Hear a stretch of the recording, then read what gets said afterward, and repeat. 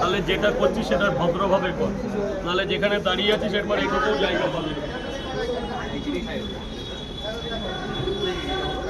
চলো যান ভেতরে যান। না বলো 30 টাকা দে। আমি তো খাবো, তুমি খাবো না? ও 2 বার খাওয়া হয়ে গেল। আমি তাহলে 3 বার খাবো। আনলিমিটেড তরকারি থাকো। 3 বার অন ক্যামেরা 3টের সময় উঠে আইছি, 3টে খাবো না।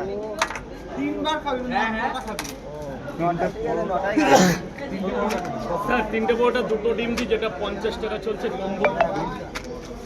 কম্বো 50 টাকা।